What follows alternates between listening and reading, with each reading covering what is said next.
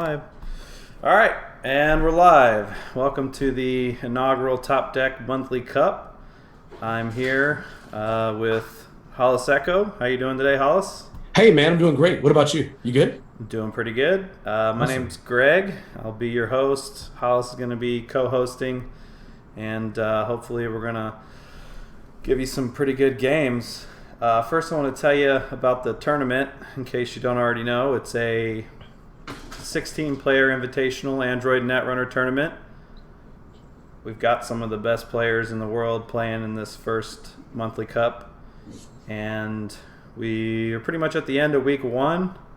We've got one match left. All the other matches have been played, and let's take a look at the bracket. Bam. Bam. So Bam. I don't know how many of these matches you caught, but there was some pretty good ones. Yeah, and I mean, looking at like the way those matches ended up, there's definitely some things I was surprised with. I mean, obviously we're not going to share. We made an agreement not to share, lists for this week and things like that. But there were definitely interesting choices across the board. A few people abandoned some I think some primary go-tos also. So I was really surprised to see people make changes just for this tournament when they've been playing things for the rest of the season, pretty consistently. For sure. I was going to say that this week specifically escalation is not legal. So it'll be pretty exciting to see what kind of decks come out next week with escalation legal. I don't know if people are going to stick with similar decks that they played this week or if they're going to switch it up for the new cards coming in. Yeah. Obviously, Boom maybe could be a factor. That seems like a pretty good card. And then also we've got Netmerker coming out, which could make Stealth something that could be a lot stronger than what we're used to. Right. And just to piggyback off what you said about Boom, I'm really interested to see how a lot of these really great players are going to make corrections to their deck, if it's even worth doing. Often in Netrunner, when you get a card that has an initial knee-jerk reaction, there's a tendency to overcorrect, right? And you just prepare too much for something when you don't need to. So I want to see if these guys, as we go into next week, really if they feel the need to add extra protection for Boom. Yeah, I completely agree. I feel like Boom is hitting the scene right before Worlds, just like 24/7 did last year. So it's one of those things where people going to Worlds are probably trying to figure out how much they need to tech for it, if they need to tech for it. If it seemed like 24/7 everybody was afraid of it, but Right. It didn't really make that big of an impact on Worlds. I don't think anybody made top 16 with it. 24/7. Yeah. The 24/7 Scorch. I'm really not confident about that either. I know that Mason Hans at least made it to day 2 playing it. I know that I got there as well, also piloting a similar list, but I'm not sure it actually made the top 16 cut at all. Yeah. Well, we'll see if Boom can maybe make a big impact. All right. Well, before we get into this match, I kind of want to do a little spotlight on each of our players. Both are extremely good players that I respect a ton, and I'm just really excited to see them go head-to-head. Tran, obviously his resume is pretty incredible. We've got a top 16 Worlds 2015, top 8 Canadian Nationals 2015, 4th place Canadian Nationals 2016, and he won a regional championship in 2016 also. So Yeah. I think anybody that follows Netrunner is pretty familiar with his playing. And then we have Jonas. Jonas is a beast. He is a deck building guru. He's been responsible for some of the, I guess we'd call them degenerate decks, but That's what we would call them. Yes. but I would point out that when I say degenerate, I don't mean anything negative. It just means their decks are so good that they shake the meta and require balance issues to be addressed in the future. So we've had there was the DLR Val that he made, which prompted the errata to wireless net pavilion. Yes. And then he was also had a hand in the IG Biolock deck, which prompted the second errata that we saw, which was to Museum of History. So Yeah. So you can almost argue that Jonas is responsible for the first two erratas in Netrunner, which is a pretty big deal. Yeah, I think that Dien's reputation and his skill as a player kind of speaks for itself, right? He's very consistent. He's a very smart guy. He knows the game really well, and on top of that, he's also very he's a content creator himself. He often will stream and be a part of other StemHack streams, offering commentary and advice, when he's available. And I think that I expect between these two, between Jonas and Dien, I might expect Dien to maybe have an edge here, but it's only slight. I'm actually interested to see if Jonas, based on his history, has crafted another degenerate sort of masterpiece that is going to blow everybody away. And regardless of whether he's done that or not, Jonas also, the fact that he's just able to craft those sorts of decks means that he has an eye for what a great deck building sort of scheme is. He's got a plan. So I really expect a lot of great play out of him as well. For sure, and that's one of the things that I think that could be a story in this month's Cup is seeing Jonas sort of like maybe win. I know he's also won. He won an A&R PC event, so he's won some big events before. But this could be another one that he could notch on his belt. Let's go over the decks a little bit. It looks like Jonas is going to Corp first, and he's playing HB Engineering the Future. Nice. I'm not going to divulge the entire list, but we'll just say that he's definitely looking to score points and score fast. Yeah, definitely going to be a fairly quick deck. It looks like fairly quick. And then we got for the runner side, Dien is playing Wizard, which is kind of a departure for Dien. He seems to be, he likes to play Valencia normally. So obviously he thinks that this deck is better right now, or maybe he just wants to try it out. We'll see. Yeah, it is interesting seeing him on Wizard as opposed to Valencia. Maybe he feels that the remote lock is not as necessary with cards like Rumor Mill pushing out Glacier. So it's less necessary to have the blackmail threat. I'm not sure. Not sure what his thinking is. Maybe he just played this for fun. I don't know. That's a good point. And then also, I do think that with Temujin being a card, now that Wizard can be richer, then he's not worried about getting locked out of servers if money becomes an issue, or like an Ash Trace or something like that. But and like you said, Rumor Mill deals with. It deals with a lot. It deals with Caprice. Deals with Ash, right? Ash is unique, yeah. So it deals with Ash too. So it does. Yeah, correct. Get Ash out of here. We don't even need it anymore, Greg. The card's dead. No, I don't know about that. Somebody will bring it back. I don't know who. Sure. Well, real quick, I want to ask your opinion on Temujin. I feel like it's been kind of a hot topic as far as people's opinions on the card. Do you feel like it's a good addition to the game?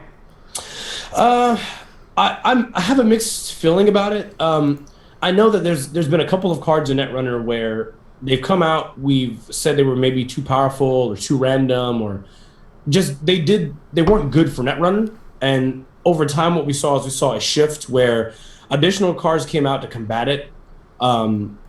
And it wasn't as big of a deal. Now, that doesn't mean the card wasn't problematic in the first month, X amount of months, whatever you want to, however long, before there was a fix involved.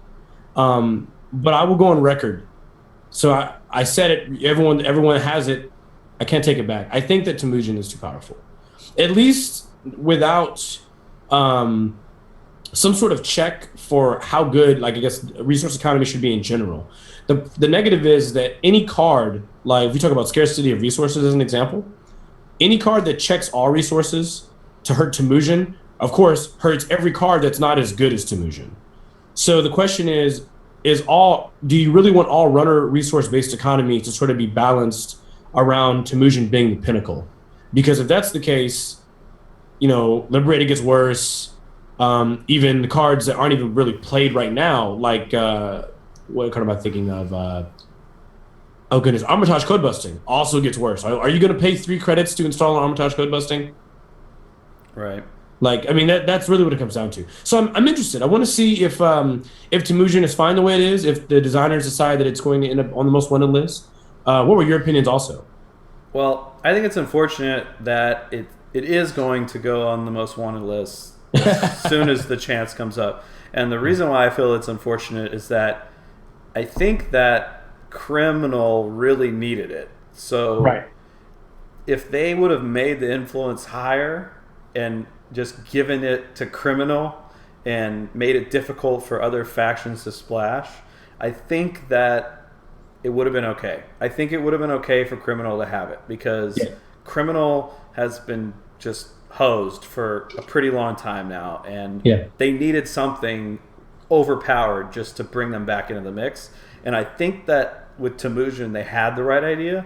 It's unfortunate that they only made it 2 influence because Anarch is able to splash it, and even Shaper is splashing it too. I mean, I don't think I've played against a runner deck not playing it in the past 2 weeks. So it's unfortunate because they're going to put it on the most wanted list, and once again, Criminal is going to be at a disadvantage. So. Yep. Yeah, hopefully they'll figure out a way. I mean, granted, I know the most wanted list is the most likely change we'll see when it comes to it, but who knows? Maybe they could surprise us. They could, as someone mentioned, like you said, errata it so the card is an additional influence to splash out of Criminal. That would succeed. I mean, by doing that, they succeed in making it very playable in Criminal and hard to import anywhere else. Making it a very difficult decision. So, well, personally, I would love to see that happen. I don't know that would happen just because, like, at this point, we've never seen them do anything like that. But when the first most wanted list came out, we had never seen them do anything like that at all. So I was still shocked when they but when they limited Astro to 1 per deck. I really didn't think that would happen. So who knows? Anything could happen at this point. Who knows? All right, what do you think? You want to watch some Netrunner? I'm excited. I want to see how these guys are going to try to crush each other. All right. I'm crossing my fingers that there's some trash talk in the middle of the game. I don't know if they're listening to this or probably not, but I want to hear trash talk. I want to see some mean words being typed on screen, some cyberbullying. Let's go. Yeah. I'm not an advocate for cyberbullying. Not an advocate. All right. Well, let's get these guys started. I'll tell them.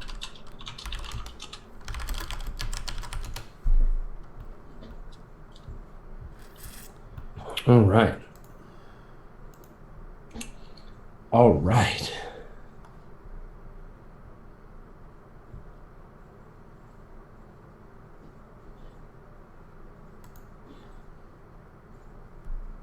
okay. So apparently Dien got trapped at work. There was an accident, so he couldn't get home in time. So he's playing at work. Oh, wow. Okay. Hopefully he's getting paid. I don't know if he clocked out or not. Yeah, I hope so too. And it looks like is he not in the game? He said he had to restart his browser because I guess he's a little worried about some connection issues at work. So he's going to restart the browser just so that he can. All right. Being a champ. He's probably I don't even remember what the Windows browser is called. He's probably on Internet Explorer or something. Probably. All right, here we go. All right. Let's see. Ooh, good goodness. All right, so I'll wait for them to take their moles while they issue out the good luck and have funs. Let's just see who has the most fun, though. I'm willing to bet that's whoever wins. Willing to bet. Mm-hmm. Looks like Dien's got a lot of draw on his opening hand, but no econ. So we'll see if he decides to keep that or not. Probably not, but I don't know. I mean, well, do you think it may be worth him keeping just because those cards allow him to, basically get to his economy much faster? Yeah. I guess that's why he he can get it out. So I don't think he minds playing an inject right at the start. Yep. All right, so both players keep. Wow. Okay. They both like their hands. I like it. Yeah, I think Jonas's starting hand was pretty solid. Lateral growth is just amazing out of ETF. Allows you to install a card, gain multiple credits. Yeah, okay, so it looks like Jonas had a very quick turn. He lateral growth, installed that Adonis campaign in the remote. Dien quickly now is running and checking it. Wow. Straight face check to this Fairchild 2. And Dien has the Yogg in hand. I wonder how that feels. How does that feel? Not too good. It'll feel better after escalation. It won't feel better because then it'll be a Fairchild 3.0 and then. All right, and he trashed that Adonis very quickly. And he spent all 3 clicks to get there. You think it was the right call, spending all 3 clicks on Fairchild to get rid of the Adonis so early?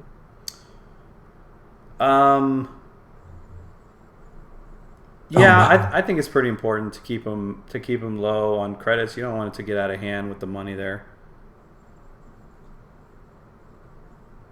Wow, they're playing really fast, but yeah. So it looks like Dien. Let's see. Well, we see the Jeeves. The Jeeves comes out. I'm asking him to slow down just a little bit, just a little. Yeah, that's all right. We got to try to. Yeah, I mean that's the thing. These players they're good players. They pretty much make their decisions and go with them. All right, so now that I've maybe convinced him to slow down a little bit, you are right. It looks like the Jeeves has been rezzed, and and it looks like Jonas has a Jackson in hand. He's got an Architect and an Itchy. So I guess these weaknesses on R&D and HQ are basically going to be shored up, and I think he's really scared because Dien hit him with that Wonton. Yeah. Definitely a good loss of material there. There's a GFI in archives, right? Is that? Yes. Yeah. Okay. Wonderful check. Dien says, actions. What would you like to do? Well, he was very fortunate there that he top decked the Jackson so that he, so he doesn't lose the GFI. Yep. So why would he ask actions here? Yeah, rumor mill, because he's, if he was going to play rumor mill, then he could, nullify the Jackson. That's right. So really, what he did was he basically bluffed Jonas into using his Jackson. Right, thinking that he had the rumor mill, but it looks like Jonas didn't. No, I think he's still removing the cards. He hasn't selected the cards yet. There he goes. Excellent. So that's a good play by Dien. He knows that Jonas is going to know that the rumor mill threat is there, and so he asks him if he wants to take an action. Let's see here. Oh, okay. He actually didn't res the Jackson until after he ran archives. Okay, so he let him go. Yeah, it looks like Jonas didn't want to fall for that bluff. Yeah, I think he was hedging his bet. Yeah. That's good. That mental play there is. I love stuff like that. Yeah, I do too, and I think we kind of lost a little bit of that with the Astro being 1 per deck. Now we don't have as much as much of the clot drama of do you want to install, do you want to do something. But it was a good play. It was a good play to try to bluff him. Now we don't know what's on Dien Street Peddler. Correct. And Dien still has that Yogg in hand. Now, the thing is, he's going to have to pay money to trash his Jeeves. I'm wondering if Dien is going to... and he's got Temujin. Goodness gracious. Dien has his economy pretty much ready also. I'm wondering if Dien is going to decide... All right, he chooses archives. He checks it. And he's just got to money up. That's what you do. Look, Temujin already just doing work. This is what it does. Greg, we knew this would be here. We knew we would make it here. For sure. We knew this was to be expected.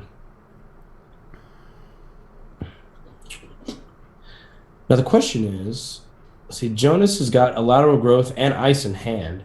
He probably does not want to. Well, he doesn't know that Dien is on Yogg yet, so he Do doesn't.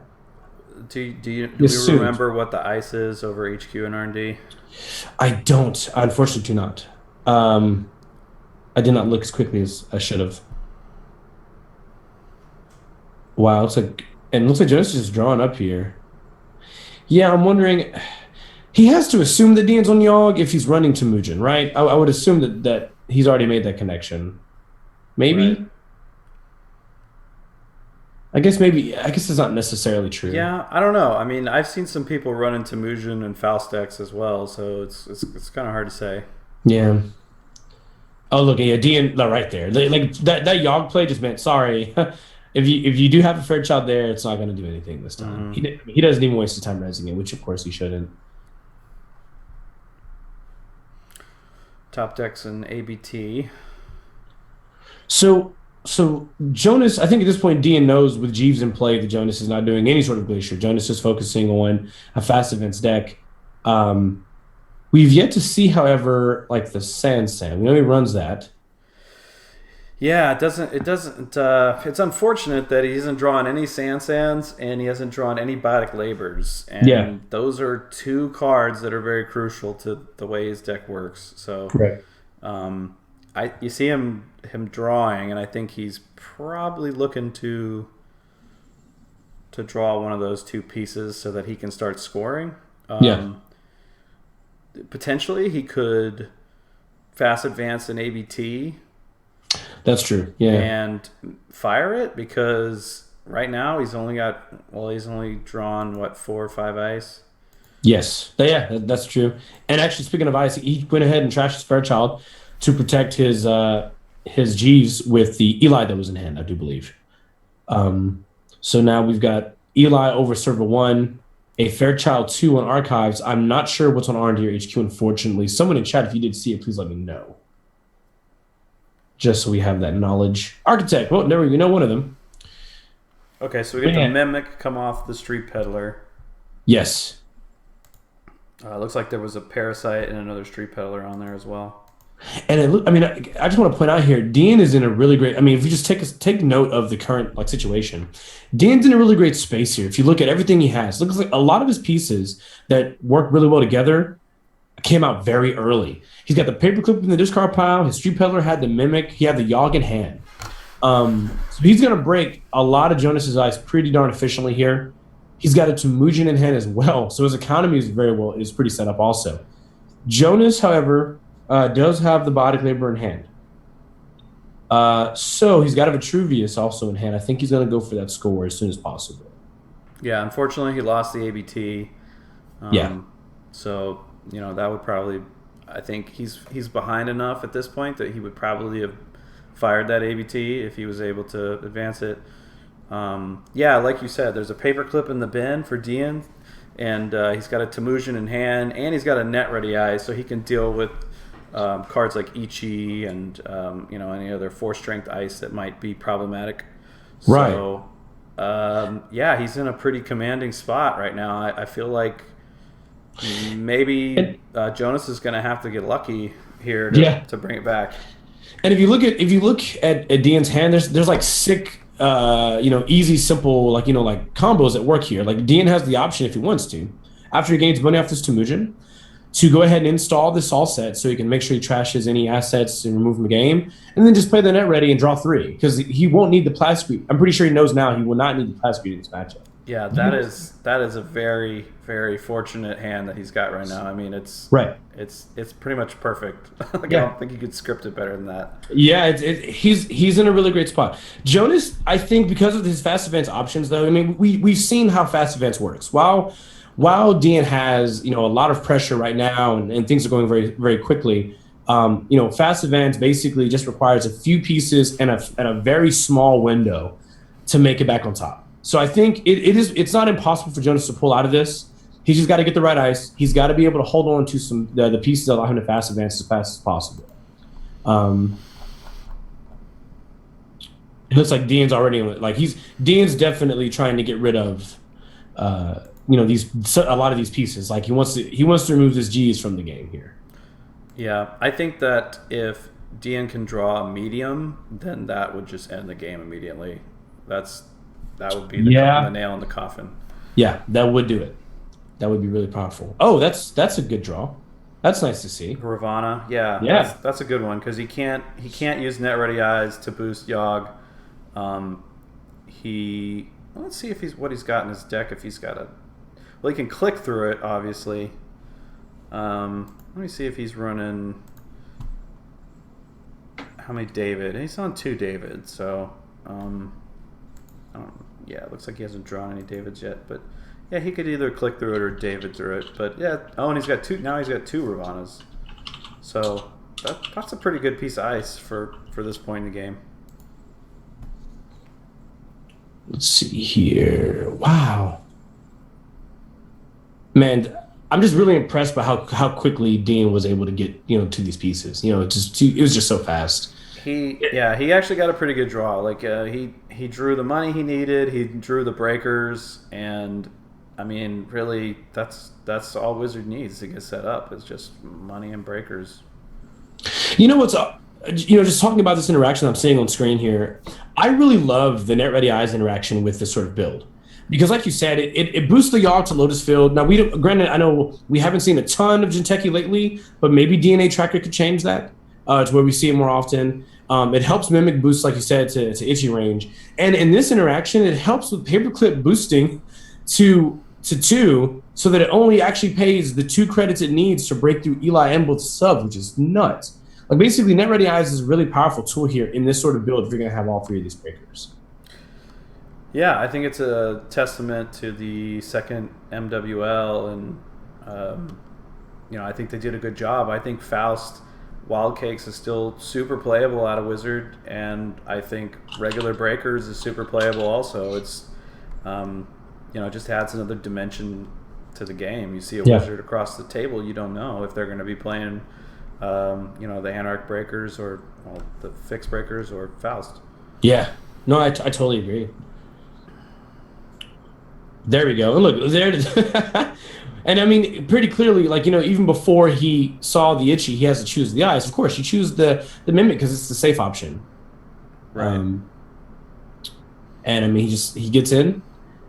No problem. No sweat.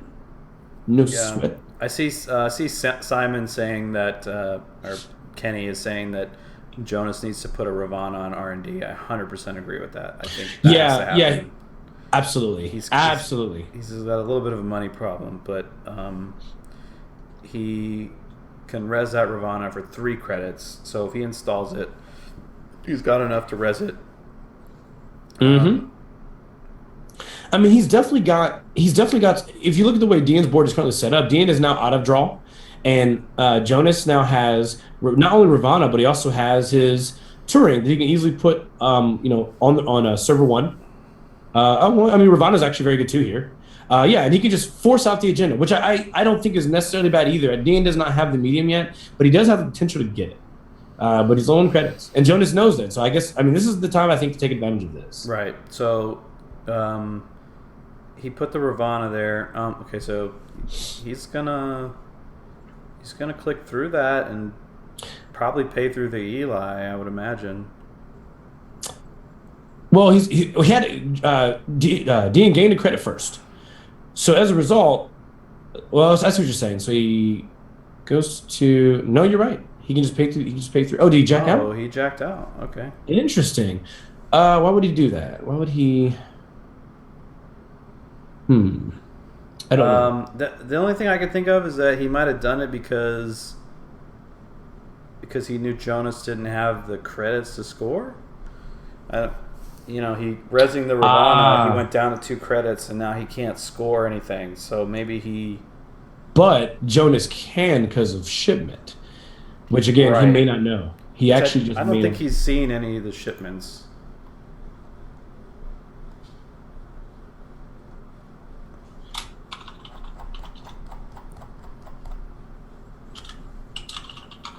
All right. There it is. Yep, he did. He basically used Shiver from Sansan and then with his use one of his 2 credits to advance that ABT. The question Yeah. is he firing? Ooh, I Is don't it know. happening? I mean, he is probably still behind, so I don't know. How many? I am not confident that I fire. I don't know. I don't know. Chat, what do you think? He's definitely thinking about it. You know what? Somebody in chat made a great point. Dien has a liberated account in hand, and so that's why he probably another factor in why he didn't want to spend the credits to break Eli, because he would basically stick himself with no money. Ah, got you. So I'm guessing on Dien's turn, he's going to take a credit and install liberated, and then probably take two clicks off it. Yeah, Jonas is thinking about it pretty hard here. And Dien jokes, if you hit Wotan, it's GG. And he doesn't do it. I think it's the right play. I don't know. He's not. I don't think he's so far behind that he's like in desperation mode. So Jonas has 17 ice in his deck. He has 17 ice, and currently we know that there's 2 Fairchilds in his discard pile, and then 1, 2, 3, 4, 5, 6, 7 more ice in play. So there's 10 ice left out of 22 cards. But then you look at his agendas. I don't know. That's really, man. You know what? I think maybe the reason why a fire would have been good is because he's got a Vitruvius counter, so he can get back an agenda if he. I'm sorry. Yeah, that's fine then. With the Vitruvius counter, I think it's fine to take that risk. I'm just a baby. I'm just a big baby. I don't ever like firing ABT. I'm kind of a baby too, but now that I think about it a little bit more, I think with the Vitruvius counter, I think that you got to go for it. I mean, he jams. He went and jammed an agenda, right? Yes. And it looks like he's going to score it, so that's good. Yeah, he said install, gain. I think the only thing that would make that even sweeter is if he had, like a. Wow, yeah, he gets to score this. Oh my goodness. And this is what we what we talked about just a minute ago. Like fast advance decks, even if your start is fantastic, it only takes such a small window. When Dien dropped low enough in credits to where playing a card like Liberated was necessary, right? And he had to spend his turn doing that. That was the only window Jonas needed. That tiny, tiny window. Yeah. And then, of course, not only that, but Dien had to make some estimated guesses. He had to ask himself, is it worth it to actually go broke here, putting me out of the range of being able to play this Liberated later? Because if I do that and it's not an agenda, he absolutely gets a window. So yeah, I see the struggle there. And now Jonas may have some breathing room here. What do you think about his current situation? Well, I think he needs to do a couple things. I think he still needs to get. I think he still needs to get the Ravana on R&D, but I don't know. He's got money problems, so. Right. He's got an Archive Memories in hand, so he could get back either. Let's see. He doesn't have a Jeeves in Archives, I don't think, unless he trashed one. I think he might have shuffled Jeeves back in. Or Jeeves was removed from game. That's right. Yeah, so it is removed from game. He could get a Biotic back. If he gets a Biotic back with Archive, he may entice Dien to run HQ if he had more credits. I think Dien would. Wow, Jonas runs 3 Ravana. Wow. Okay, Which, I'm not even complaining about. I mean, it's really. I mean, with Eli's res and Itchy's res, it's pretty phenomenal. Yeah. I think Jonas is in a good spot here. I feel like if he can just, as long as he makes sure that he's ready to end the game, because I mean, right now for Jonas to win, he's already at the amount of credits that he needs. Right, all he has to do, right, is go get that Biotic Labor. Yeah. And when he gets that agenda, install it, ship it from Sansan, and advance it once. I mean, he's got the tools. And I think, look at that. Dien ran HQ and saw that he has it. So Dien has to be aggressive in HQ now. He knows that it's probably coming soon. I think I would pull the Biotic Labor into my hand now, just to pressure Dien and to keep running HQ. I mean, he's probably going to keep running HQ anyways because he's got the Temujin installed there. But I don't want. I mean, I don't want him on R&D at all. I want him completely off of R&D. So if I pull the Biotic into my hand, maybe it makes Dien scared, like he needs to run HQ. But obviously we need to money up first. Yeah. So. Wow, Dien had to go deep. I mean, he had to pull out that David to get in R&D to break the Ravana, and then he paid the 3 for the itch. Now Dien's got some money though. He's got his Temujin on HQ. He's got 4 on Liberated, and Daily Cast is dripping up. So yeah, he's still got some momentum. Okay, so he pulls the hedge fund. That could come in handy, because he definitely needs money here. Unfortunately, he can't play it this turn. Okay, it looks like I think he's gonna try to play it next turn, and then maybe archive memory of the Biotic and just get ready to draw a 3/2. I think so. Yeah. And I mean, obviously, he wants to. It's within his best interest since he doesn't have an agenda in hand. Dien's probably going to still go in for his Temujin money. It's probably within his best interest to go ahead and ice R&D with another Ravana. But this is interesting. So he played Bagat. Yeah. The Slayer. Bagat. That's a good card right now. Wow, he's got 7 cards unknown in archives. Now, granted, Dien hasn't trashed them all, I don't believe. All right, so we could have an agenda. No, okay. So that was nothing. Adonis came off the top there. Whoa, boy! But that Jackson though. Let's go. Wow. All right, what do you do with Jackson? Goodness gracious. Antibiotic. This is crazy. Okay, so we got a Biotic in hand. Yeah, this is insane. I mean, like, the more money that Jonas gets, the more ridiculous his fast events plays get, right? You're right, because I mean... Right. I think he needs to install this Jackson for sure, yeah, because he gets the credit off the ETF ability, and now he's got some protection against Bagat, and it might actually, Dien is going to have to maybe run that server to make sure that he's not trying to never advance an agenda, so... right. Man. He's in a really good spot right now. I feel like... Jonas, man. Jonas doing the work. I'm so proud of him. I think we had him. We had him dead and buried there for a minute. Right. Yeah. I mean, because the thing was that Dien's board looked so prepared to just deal with everything. Yeah. And then like we talked about again, little window by little window, Jonas was able to get 2 points, and then he was at 4, and now he's at 6. Yeah. This is what fast events does in the current meta. Okay, so it looks like he popped the Jackson. He did get Dien ran. He popped the Jackson. Looks like he's grabbing money. Yeah, he went Adonis, lateral growth, hedge fund. That's okay. I would maybe I think that's pretty good. I think now granted Dien does not have a medium yet, but I feel like eventually that Chrism grid may just give him maybe a pretty decent annoyance going forward. Yes, Dien can trash it very easily. Yeah. But it's a matter of he's got ice in his hand to make sure that R&D is very well protected. All right, if he top decks a 3/2 right here, this game. Nope. Okay. No, looks like it's not. I mean, he's only got 2 left in his deck. But I mean, at this point, also Dien's in a weird spot because if Dien trashes a card by running HQ with Bagat and he doesn't hit archives immediately, that Vitruvius counter puts that 3/2 in Jonas's hand. So. Oh, you're right. Yeah. In a kind of interesting way, Jonas and Dien's cards have kind of forked Dien to having to make certain runs each turn. I didn't even think about that. I almost feel like the Bagat just helps Jonas. It's not. Yeah. It's not beneficial in any way to Dien right now. Right.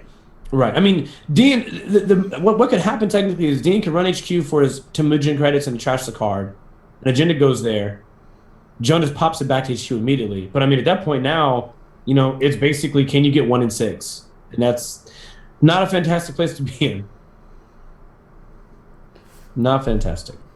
I think it's pretty unfortunate for Dien that he did not draw a medium this entire game. I mean, R&D was definitely not easy to get through, but if he could Yeah. build up a couple counters, So what card is this? Is this the in the remote right now, yes? Oh here. Well, Adonis is that? I think he drew an Adonis, so it's probably okay. it's got an Adonis. Nice. And it looks like he installed. Is that a Itchy or Architect over R&D now? Wow. Yeah, Dien's gonna do what he's supposed to do. Yeah, I think anything in server, like if he installs in server 1, like he wants to try to get Dien to check it, because even if he draws a food, he could double biotic. No, yeah, he could double biotic it out. Yeah. And as we see right here, exactly what we talked about, Dien had to. He ran. Oh goodness, he ran HQ, then has to run archives after trashing that card, because if it's an agenda, he cannot let Jonas have it. So he'll run HQ if the Vitruvius pull happens. Okay, so he lets him have the food. Yeah, I think that's fine. Yeah. Sure. Yeah, he lets him have the food because he wants to save that counter for a 3-2. Yep. And now Dien's you can take a look at Dien's side of the board now, looking at his economy. It's in sort of a rough spot, right? Because whereas Dien had tons of money rolling in, when I was at the point where all he's got is the 4 on Liberated. So Dien's probably going to, on his next turn, probably draw up and take some money. Try to get his econ back here. Pretty good. Wow. And look at that. Jeeves. Man. I think you jam that in the remote. Yeah, I think you do too. Now hold on. There you go. I think that's even better for Jonas. He can lateral growth it. Yeah. If he really wants to. I mean, with Jonas having the Vitruvius counter to pull back another Adonis campaign, Body Labor, it means that he can spend his first click every turn drawing 1 card to try to find the next 3-2, which obviously is what he's doing. I'm worried for Jonas, however, with how thin his deck is, because he only has 10 cards left. I'm assuming he's not playing a fast track, is he? That would be pretty unusual. Is he not? I don't. No, It seems like I don't see it. The HB doesn't generally play the fast track. Yeah. Yeah, he is not. He is not playing that. But this game is like, phew. I'm digging it. This is a good game. Yeah. Jonas, do you risk this here? I mean, you can. What's the big deal? But as long as you have shipment, I don't know if you really care. Nice. That's true. Yeah, he can. I guess he needs 5 credits? Yeah. 5 credits to score. Yeah. Oh, he does trash it. All right. Putting Dien at 4 credits remaining with 2 clicks. And we're back to another window scenario where Jonas kind of has a window here. If you're Dien, do you run HQ here, even though you only have 4, just to still trash a card? I think he knows that if he trashes a card. Oh yeah, you're right. Yeah, you can't. It would not be wise here if you can't get back in. Well, I mean, he wouldn't allow Jonas to win, I guess, because Jonas is only have. Oh well, when he installs, he'll get the credit he needs. Yeah. So yeah, if he runs and trashes a 3-2, he loses the game. And what? Okay. And then Dien disconnected. I was like, no, Dien, no, please. And it looks like Jonas has the win in hand here. Oh, there we go. Actually, does he? Yeah, because he'll install it. He'll go up to 5 credits. Yep. Then he can biotic. Wait. Okay, never mind. He used his Vitruvius counter to get lateral growth. Oh, right. Okay. Yeah. And yeah, that looks like that's going to do it. Yeah. That will do it.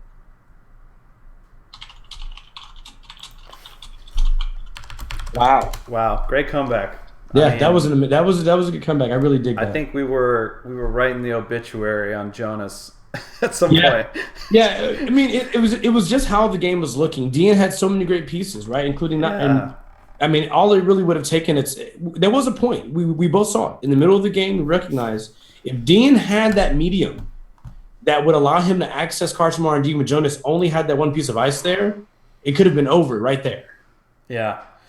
I think it's really interesting how that Begot ended up really not being the best thing for Dien there. Like with the Vitruvius counter, it really just opened up another avenue for Jonas to win. Right. Yeah, that's so interesting. All right, so we're going to switch up here and we're going to swap sides. This is a best of 3, single elimination. So we'll swap sides, and if Jonas wins, then that'll be it. He'll be the winner. And if Dien wins, then we'll go to a game 3. The game 3 would be randomized. I want to go ahead and just say thank you to everybody tuning into the stream. This is going to be a once-a-week thing. We'll be streaming matches, so yeah, tune in. There's going to be a lot of good games, I think.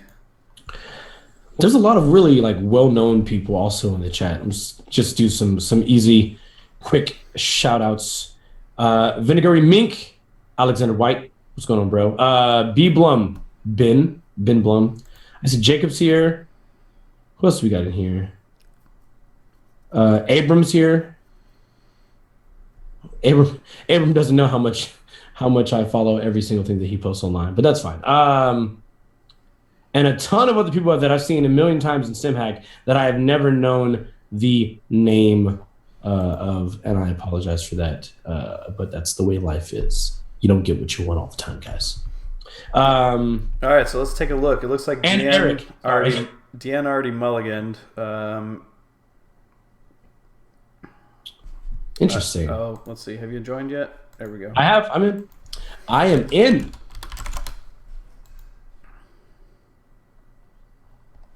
All right, so we got Nexus Kate starting out with a Nexus and a Magnum Opus. And a modded. Wow, that's a great hand.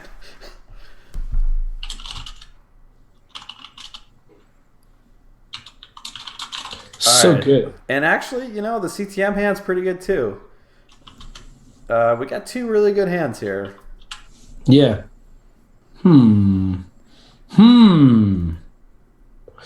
Yeah, what an interesting matchup. But this, I mean, if we're gonna be honest here, Jonas, if we now that we see the deck that this is, oh my. I mean, we've seen Nexus K matchups versus CTM before, and I think this is gonna be an uphill battle for Dien here. Whereas last game, it started off with an uphill battle for Jonas. I think we're gonna see the opposite here. But let's see if Dien pulls it out. I have faith. Dien, you got this. Jonas, you got this too. I can't pick a favorite. I'm not allowed.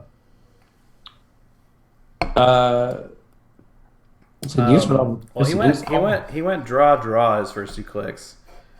Interesting. Okay. I'm trying to figure out what he's drawn for there. He's maybe.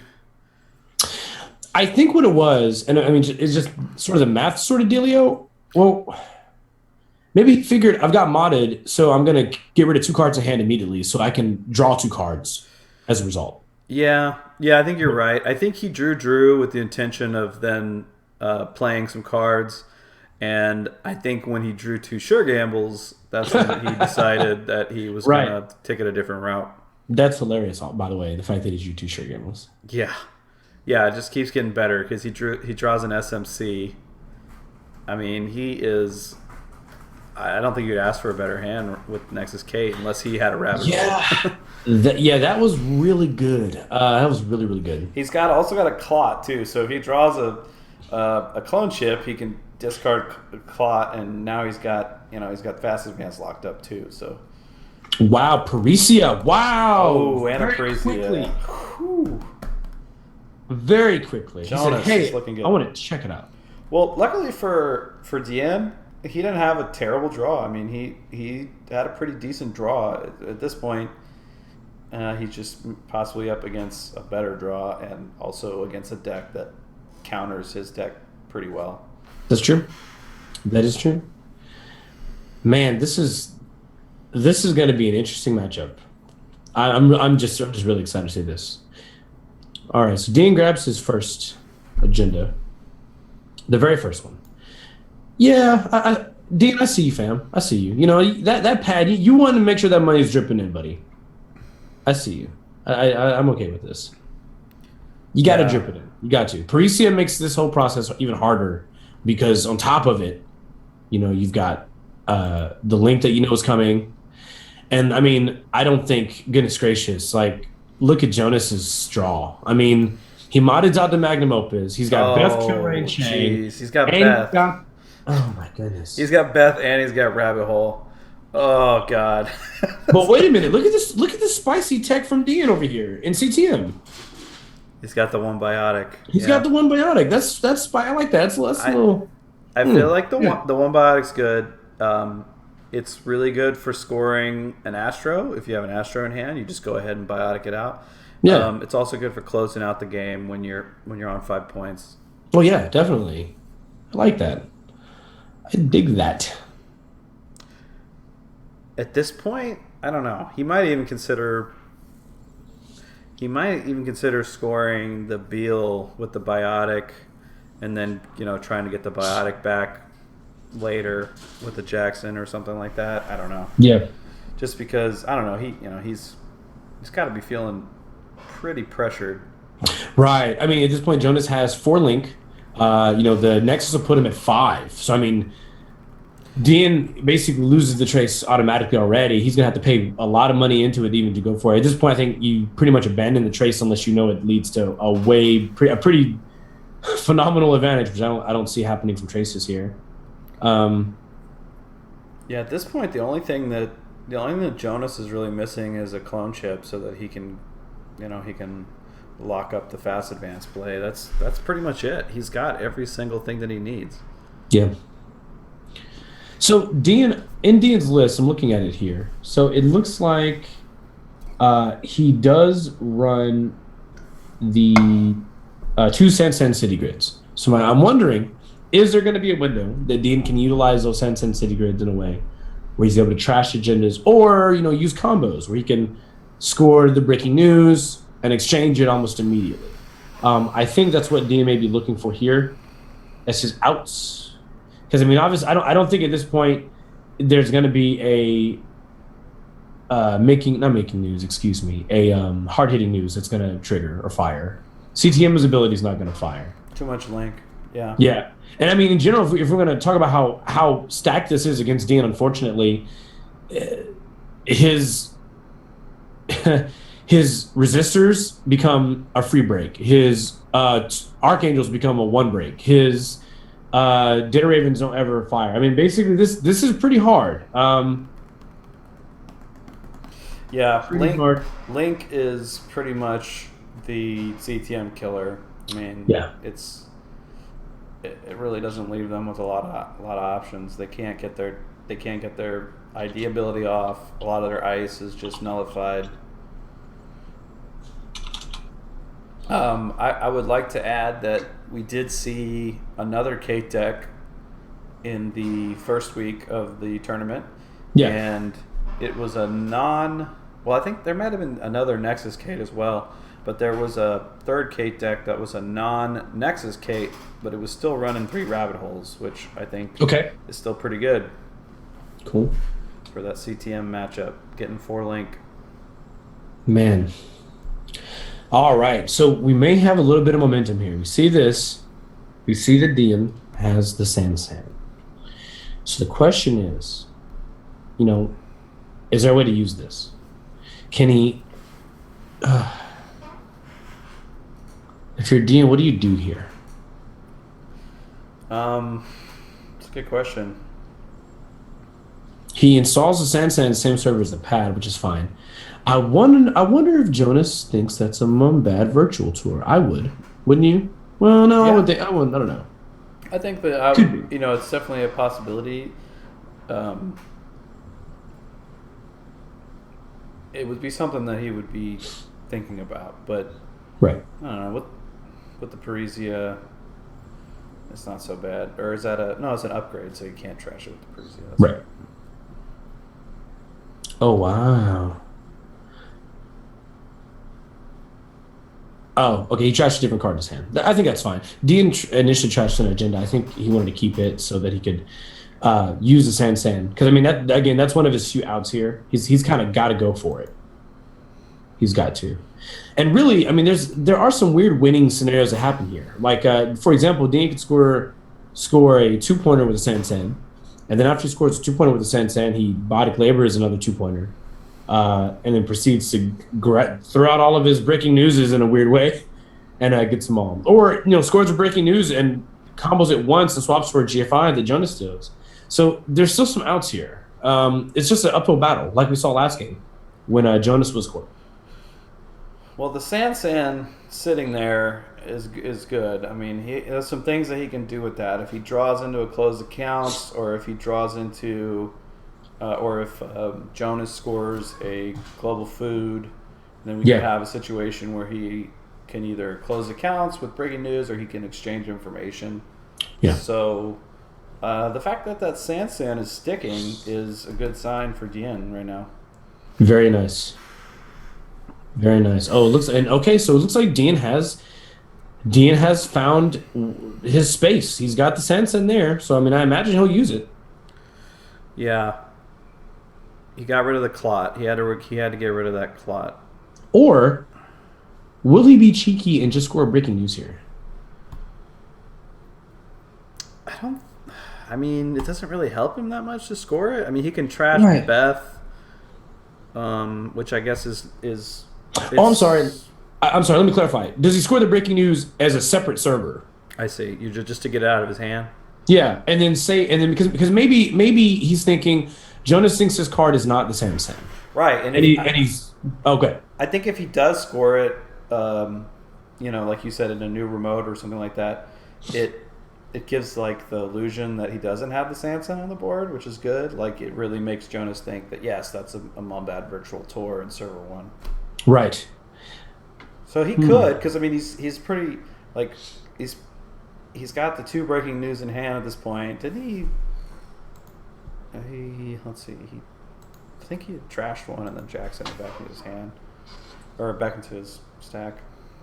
Okay, so he's just saying enough of this Beal in my hand. I need to get rid of it. Nice. Okay. All right. I'm done with that. I mean, this still opens up some counterplays. If Jonas hits GFIs and he doesn't ever touch the Sansan, I mean, that exchange will still do work. I mean, that's. Uh-oh. Well, spoke too soon, because it looks like Jonas says, hey, wait a minute. What is that over there? You're not going to get me, Dien. I'm not a crazy guy. I'm not dumb. Oh my goodness! And look, all this Turnpike does is just make him lose 1. Man. Yeah, another ice that's just decimated by the link. Yeah. I would like to give a shout out to the people watching. We're up to 50 people now, so that's That's good. Nice. I want to encourage more Netrunner. That's what we're trying to do. I'm so proud. Man, viewers are the best. They're the best. I love viewers. They're awesome. The best. You guys don't realize how much like your attention to the content that people produce, like it inspires them to continue producing that content. Like they love getting good feedback. They love providing something for you guys to consume. So thank you so much. Well, I'll tell you, I love to watch Netrunner. So yeah, the whole reason that I started putting this together was because I just imagined something that I would love to watch. Yeah, no, exactly. And then I was like, I'm going to do that. And then hopefully other people will want to watch it too. Yeah. Love watching games. All right, so Dien's going to score these breaking newses. Hey, I'm going to bring out a point here. The odds are pretty well stacked against Dien, but he's pulling through really well. Hey. The man is making some noise. Scoreboard, right? Yeah, he's making some noise. I think at this point, Kate needs to really just draw a clone chip. Yeah. like I think Jonas needs to start drawing for that clone chip, because he's got to get it. Because without the fast advance, Dien can't score. Yep. Correct. You have to have it, man. All right, Jonas going to look at 2. He takes the tag from that Data Raven. Gonna look at 2. Or no, he doesn't. He bypasses it with Nexus. Yeah. So it's irrelevant. Like basically those two, both those pieces of ice are blank. Like pretty much, they're blank ice. All right, well, fantastic. They're blank ice. How about that? So the best thing that could happen for for Dien right now would be Jonas tunnel visions on R&D, steals a GFI. Yeah. And then, well, he's not going to be able to swap it unless he. Yeah, he's not going to be able to swap out the breaking news for the GFI unless he gets a Sansan to stick.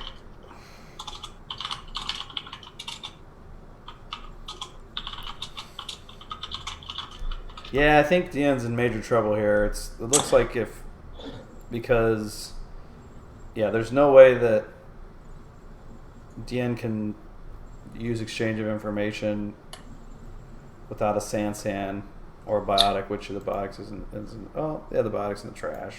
Right. Yeah, the Biotic isn't trash.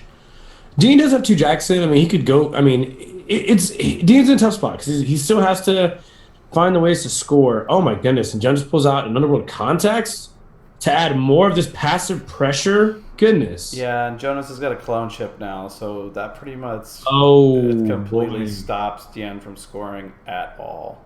Yeah. Now, does Dien run a Cyberdex Virus Suite even? Is that a card in his deck? Let me look. I don't think so. Okay. But I will double check right now.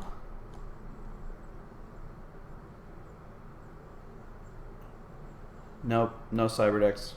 Darn. Yeah, I think a lot of CTMs or a lot of MBN in general have been cutting Cyberdex. I think it's still good to run one though. I mean, you know, of course you might have to deal with Clot out of Shaper, but man, medium is still a card, and I think just running one Cyberdex is still probably a good call. Yeah, and something else that's weird that's happening here is Jonas has this scavenge in his hand. Even if Dien purged, Jonas could simply, apply necessary pressure, scavenge the Parisia even to install the Clot for actual money, and it would get him. Well, now he's got a second clone chip on the board, and wow. Also, Jonas has an Artist Colony in hand, so if he scores a GFI, he can actually just get rid of it. Oh wow, that's wow. That's number one. That's really rude. I want to make that clear. That would be really rude. Jonas, don't be that guy. Be a pal. Well, I played a Siphon Kate at regionals, and I consider playing one Artist Colony just to keep it in hand so that I could get rid of those GFIs against Sync. But yeah, it's definitely a play that he could do, and I think it wouldn't be terrible. Yeah, I mean, probably better than risking. I would say that it would be. Whoa, he nicked the 1 point out of HQ. I was gonna say that getting rid of the GFI is probably a better option when he doesn't have Clot to infinity to completely prevent that that game scenario where he exchanges it, which would be bonkers. Speak of the devil, there's the GFI right there. Okay, so Dien's working with his ice suite a little bit. Oh boy, but Jonas has this vamp thing though. Hey, what does vamp do? Kidding. Totally kidding, Greg. I heard that's a card though. Heard that's not running a card. It is a card. It does a thing. Does a thing. We like what it does. We like it. Wow. I mean, like, I don't even think he's gonna need to use the vamp. No, I mean, at this point with 5 link, vamp doesn't really do much for you. I mean, I guess if Dien would try to like stack up a ton of eyes, but I mean, even then, it just doesn't seem to be doing. It doesn't do much here. All right. So Dien's getting a credit. He's sitting there with a little extra money. Just a little bit, though. All right, so I'm trying to think of a scenario where Dien wins this game, and I'm having a hard time coming up with it. Yeah, I mean, basically, but prior to the clone ship, I mean, 3 clone ships are out now. Goodness gracious. Prior to the clone ship clot being an option, Dien's only windows were, hey, I got a fast advance as early as I can. And he tried. He body labored the bill. He scored the breaking news out of hand as soon as he could. But then what ended up happening is, once that clot lock was in place, there really wasn't much that could be done. I mean, effectively, if Dien's running 13 ice as an example, right, or 14, 15, whatever the number is, effectively, 10 of that ice is blanked now. And the ice that isn't blanked is going to get bypassed. So effectively, the servers are not doing anything, at least for the first run. All Jonas is going to do, and we've seen this time and time again in these matchups, all Jonas is going to do is he's going to lock R&D. He only has to run it once every turn, because if he's seeing 3 cards a turn, there's no way Dien sees fresh cards. It's just not going to happen. So I mean that really is Jonas's play probably. Now you made a good point though, Greg. Maybe Jonas tunnel visions into that, and he doesn't run other servers. I doubt it, but if he does that, Dien can find windows. Yeah, I think at this point Jonas is just gonna have to make a massive mistake. Is basically what it comes down to. Right.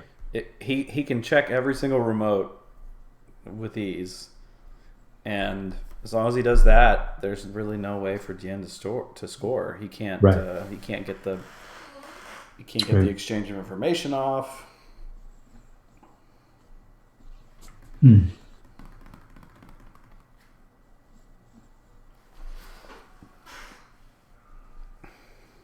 Well, it's good to see, someone representing Shaper.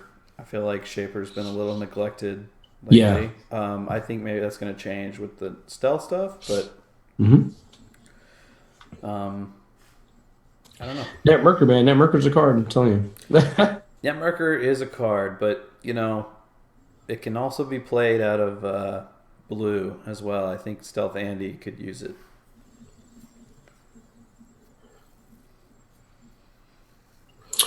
Do you think that, well, I mean, I guess we really can't go into too much detail, but how do you feel about Houdini? Houdini is is that the code gate breaker? Mm-hmm. Right. I don't remember exactly what the stats were on that. Let's take a look at it. I got it for you. Sorry, it's 2 to install. I could be wrong about this. 2 to install. I believe it's 2 strength.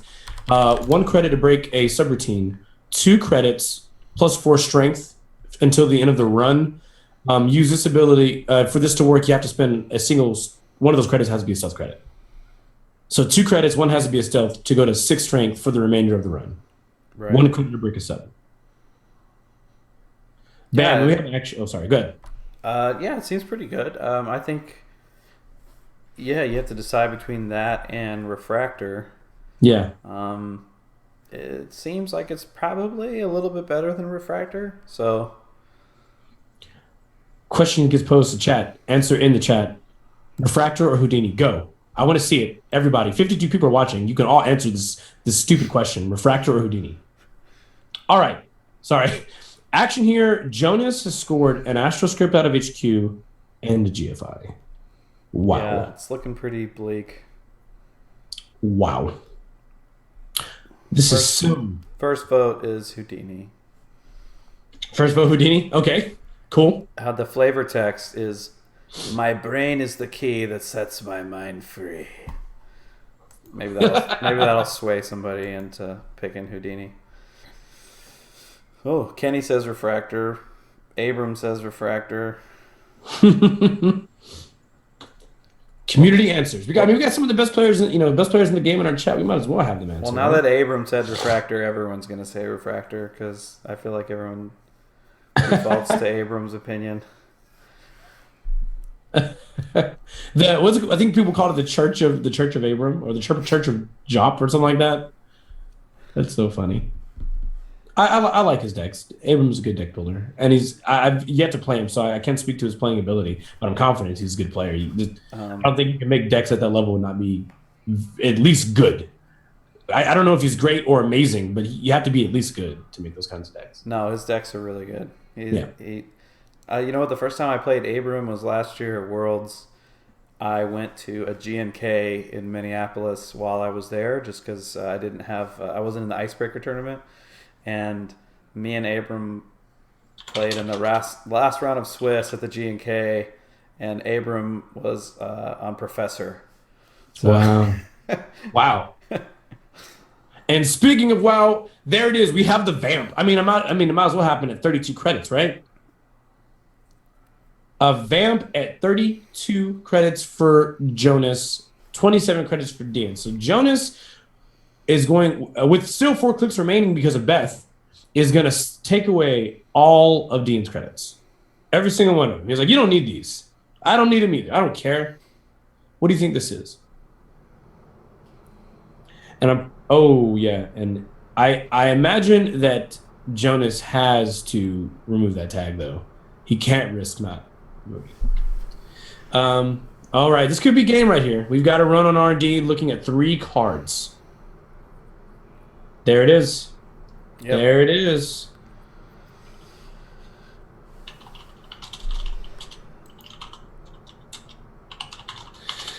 All right, and I mean, it looks like we don't get to go to a game 3 there. Looks like Jonas has won both. Jonas has won both of those games. Man, I mean, like that first game was amazing. That was a really good back and forth. I like seeing comebacks like that. That was a very good game. This game, it definitely seemed like Jonas had the right call, right, as far as the meta choice. Yeah, I mean, there's a lot of CTM. If you look through the lists this week, I think probably CTM was the most dominant choice.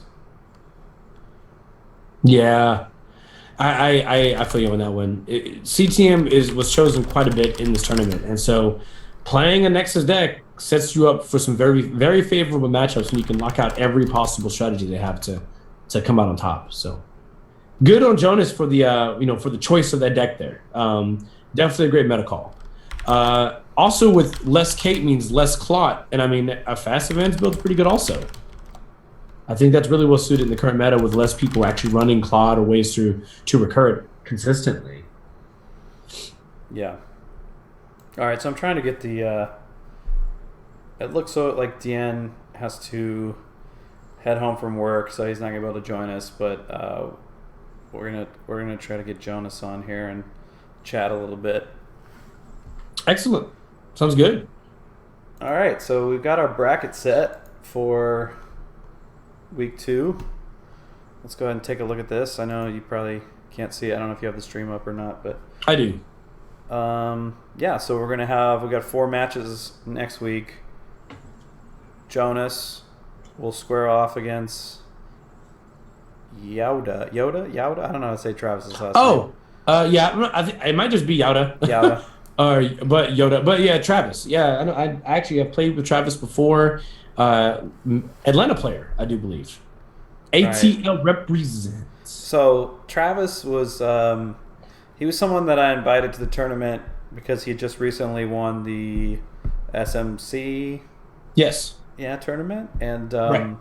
He's a player that I've seen play quite a bit, and I feel like he's a very underrated player. Like I think he could definitely make a splash. He's always like playing solid decks, solid player, making good decisions. Yeah. So yeah, it was nice to see that he advanced to round 2. Yeah. And yeah, if I'm not mistaken, I think he was on Kate. He might have been on the Nexus Kate as well. He was. Yeah. So yeah. I wonder if we'll get 2 Nexus Kates squaring off. I don't know. We'll see. The thing is that I think we mentioned that everyone's allowed to change decks between rounds, so there's no telling what these guys are going to bring. The other matchup we got is Spags and Vittery Mink, which is Alex White from the UK, one of the top UK players. I feel like this is going to be the featured match if we can make the the scheduling work out. Okay.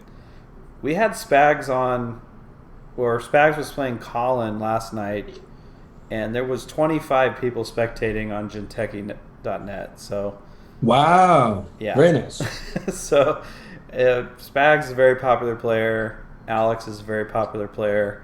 I think if we can make it work, we're going to try to make that the featured match next week. Then we also have Bluebird, Kyle, and Nobo. Yeah, I guess that's how you say that. Which, another two great players, should be a good match. And then the last match will be Shmee Guy and Jesse Marshall. I don't really know that much about Shmee Guy. I know that he's done a lot of he's had a lot of success in online tournaments. Yeah. I think he might be a European player. I'm pretty sure, maybe. It's possible. I know that I've seen his. I don't want to misspeak, but I thought he won something like a regional and maybe even 3 store champs. I remember seeing his deck list a lot during regional and store champ season. Okay. Because of the NEH Fast events. Now, I'm not very familiar with other decks that have been piloted since then, but then again, I don't often I don't often review every single deck list on Netrunner DB. Generally, I'm gonna be honest, I go to that tournaments page and I'm like, hey, what's doing well? And that's how I basically review deck lists in Netrunner DB. Yeah, I mean he's a very good player. I don't think you win that often if you're not. Yeah, and then he's playing against Jesse Marshall. You don't happen to know who this Jesse Marshall guy is, do you? I don't know who that guy is, but I know that I like him. He's a great guy. Really amazing. No, Jesse is my tutor / mentor for Netrunner. He's actually going to be my sparring partner that's going to help me improve in Netrunner. He's from Australia. He's a 2014 Australian nationalist, maybe 2015. And got second place this year, only second to Wolfie Horig. And if you don't know, both those guys, Jesse and Wolfie, are members of the Winning Agenda players that I get to. I have the fortune of getting to create an audio podcast with called The Winning Agenda every week. Shout out to them. But yeah, no, I know who Jesse is for sure. Jesse is very, very, very good, in my opinion. Yeah. Jesse. Also, yeah. Go ahead. Well, I was gonna say, to me, granted, I know that a lot of people really respect Jesse and his skill as a player. I think because he's from Australia and they don't really make a lot of noise. I feel like very much he reminds me sort of Travis Yoda, where Travis is an extremely good player, definitely undervalued. But of course, he's not very loud when he comes to his accomplishments or achievements and how well he plays the game. He kind of just is in his own scene and he does his thing and he loves playing. So lots of props, lots of respect for both those guys. Yeah. Also want to mention, I don't know if I heard you say it or not, but I know Jesse was top 16 worlds in 2015. No, 2014, right? 2014, yeah, top 16 worlds. I mean, the guy knows his stuff, man. I'm telling you, it's not a game for this guy. Yeah, and so who else coming to Worlds from the Australia crew this year? From Australia, it will be Wolfie Horig and Jesse Marshall. They will both be able to make it this year. They have another friend of theirs. I cannot remember his name. I want to say his name is Sam. That is also going to be able to make it this year as well. So if you guys are interested in meeting up with them, saying hi, getting a few games in, introduce yourselves. I think we're all meeting up on Tuesday when we arrive to, I guess, go out and do stuff. Maybe, I don't know. We'll figure it out. Sounds fun. And I know that I think Brian came to Gen Con, right? Did any of the other guys come, or just Brian? Just Brian. They all wanted to, I guess they're all taking a tour of the States. Brian just happened to be for Gen Con, whereas Wolfie and Jesse will be for Worlds. Cool. All right. Well, I'm just trying to get Jonas with us. Give me 1 second to get this figured out. Sure. We'll get him in. My boy Jonas. Goodness gracious, Jonas. Changing the game. God. All right, so everybody I looked at, just a comment on this because I did ask. So I looked at, whether or not people chose Houdini or Refractor. It seemed more people were with Refractor than Houdini, but it also seemed to be a very strong, hey, this card's pretty darn good also. And the common I guess defense or I guess strike for Houdini was that in a world where maybe DNA tracker is more prominent, Houdini is a more attractive card. Okay. A much more attractive card. And, I've been doing quite a bit of testing with DNA tracker. It's pretty good. Nice. Hello? Oh, is the master here? Is the king here? No, he's not here yet. I don't think. Is he? He said he's downloading. Oh, hold on. He's hearing me. All right. Yeah, Like, did he make it? Did he survive? The internet is dangerous. All right, What's up, Jonas? Hey, how's it going? Hey, man, what's going on? You know, we've never talked. I don't think we've ever talked it over not for real. Like not like. No, you and I don't ever really engage. We were actually we didn't really talk, but we did hang out once at King of Servers last year. You may remember. Ah, that's right. Where I earned my Owen title. Listen, I'm working my way though. I'm making my way. Yep. I'll get there. And just so everybody knows, the picture of Jonas, his webcam's not broken. That's just a still photo that I put in for him as a stand-in. Nice beat, Jonas.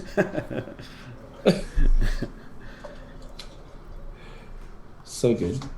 So good. All right, so, man, let's talk about these matches. Those were some pretty good matches.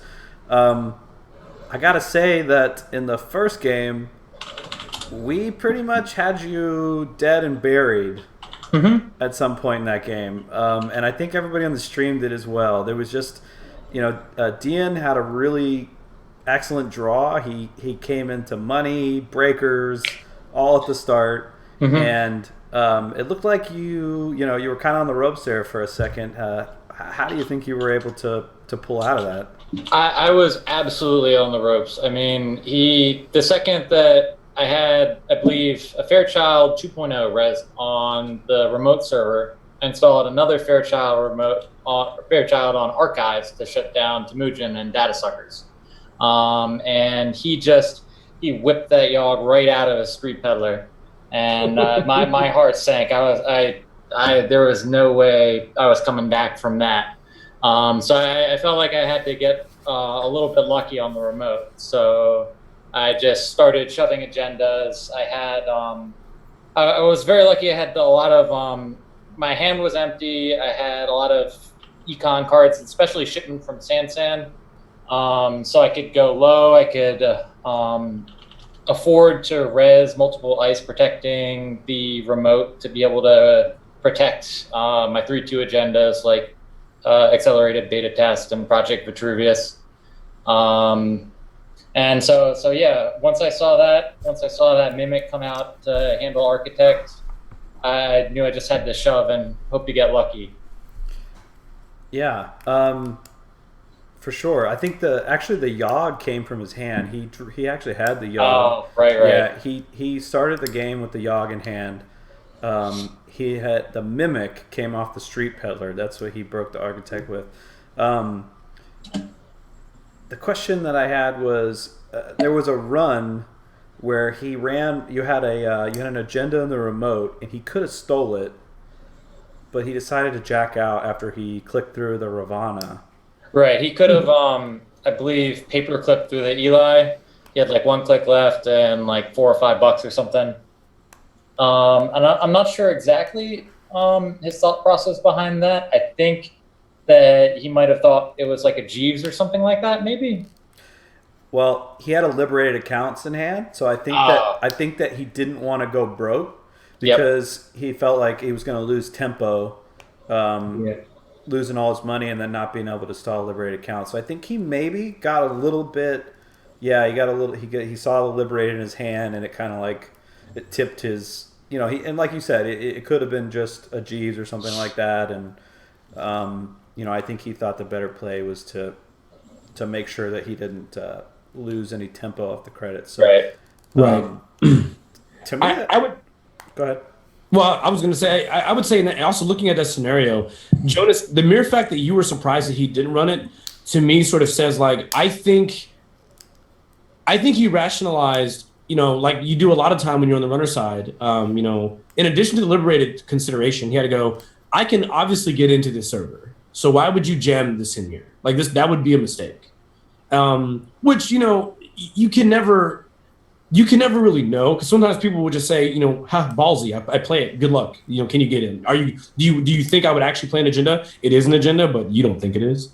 But You're right there. right, yeah, like those sort of like mental, those weird like a mental that weird mental space that the runner gets put in when you have like them at a certain credit threshold is really interesting. That whole game to me was you taking advantage of that. The moment he dipped, you were like, I gotta slam this in, I gotta go. He dipped again, I gotta slam this in, I gotta go. And that basically works in your favor very, very much. I mean, props to you for taking advantage of that. Thank you. I think you give me a little bit too much credit. I was kind of also just playing to my outs, and I mean, I did realize that, yeah, he didn't want to go and check the remote every single turn. Yeah. And I just happened to get lucky that he checked on the turns where I didn't have an agenda, really. Right. I think when you put that agenda there, you had the Ravana, it wasn't rezzed, so it was reasonable to think that he may not run it. Right. I mean, you knew he could get in if he did, but he'd have to run it on first or second click. Otherwise, he's not able to click the Ravana. So yeah, I think it was a good play. I think like you said, you played to your outs. You did what you had to do, and his not running there, I think is really what swung the game. Like I think that scoring that one was very important. A couple other things that I want to talk about. One was that the Bagat was actually helping you because you had the Vitruvius counter. I was waiting for that one. And we were just like, we were dying, like laughing, because it almost made it really hard on Dien, because if he ran HQ, he was risking giving you the game. Yeah. Mm-hmm. So, yeah, that I don't know if you have any comments on that, but that was just. I really like Bagat. It's a great card. It gets you really good value runs on HQ.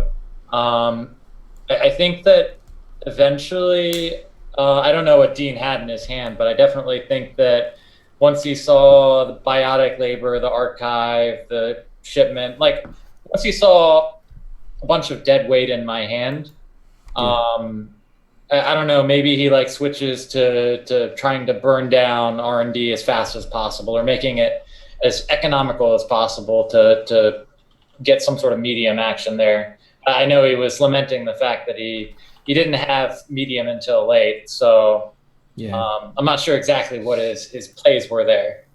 Yeah, we were commenting on that way earlier in the game, when we felt you were way behind, and we were just saying, like, look, if Dien draws a medium right now, this game is completely over. Like that would have just ended the game. But he didn't draw it. He's had two in his deck, and he didn't draw into it. But the good thing was you were putting the pressure on. You kept installing stuff into the remote, so he couldn't really take the time to sit there and just dig for it. He had to constantly interact with your board, which I think is always super important. Like I think if any like newer players are watching, or players that are trying to pick up strategy pointers, you really have to force your opponent to make runs. And not necessarily good runs. You need to force them to make bad runs, because when you're behind, it's the only way you can come back is if they waste some time and let you build your way back in. There was a moment where I think you thought for about 2 minutes on whether or not to fire ABT. What was? I want to know what was the thought process like? Like how did that sound? So the first ABT, that thought process, it was. I was calculating the ratios. You got to factor in ratios when you're doing anything Netrunner. Would you say you got to calculate exclamation point ratios? You absolutely do. Mm-hmm. You absolutely do. Okay. So I was looking at my bin. I saw, all right, I already had like 3 Fairchild in there. I had like maybe 2 Turing and some other ice as well. I had 2 ice in my hand, and I had like 6 ice or something out on the board. I had some ridiculous amount of ice out there. And so my idea was that I may hit one ice. It may save me a significant amount of money. It'll save you like $2 or $3 on the install cost, like $4 on a res. But I also have a Vitruvius counter, and if you're at 4 points in a G sort of deck, Vitruvius counters are worth their weight in gold. You can get back biotics if you get stuck with, like, say, a global food initiative in hand or something like that. Sometimes you'll have to double biotic it out or something crazy like that. Yeah. It's Vitruvius counters give you so much flexibility when you're working with Jeeves decks, when you're working with HP decks in general.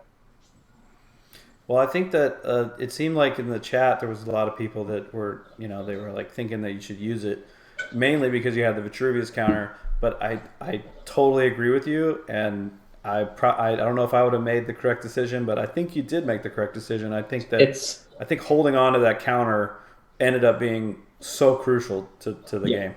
For sure. It's very easy for chat to say, hey, you should fire it, go for the fun play, go for the lulls. But sure. I mean, that's what everybody wants. Like, yeah. Anybody in the chat is going to want you to fire ABT 100% of the time. Like, it doesn't matter what the odds are. That's just, that's true. Go ahead. I do have a question, and I mean, it's specifically about your HP deck. It may be 2 questions, and I apologize if that takes up too much time. So this is kind of an essay. in the current meta, it's pretty clear that like Glacier decks are very much on the decline because cards like Rumor Mill that make it very difficult for a Glacier deck to be functional without having severe problems when they carve out scoring windows. So with that, Glacier's not really doing it that well. Horizontal decks are doing okay, but there are decks to counter it, as we saw in the other game that we'll talk about shortly. So fast advanced decks for MBN are kind of not the same.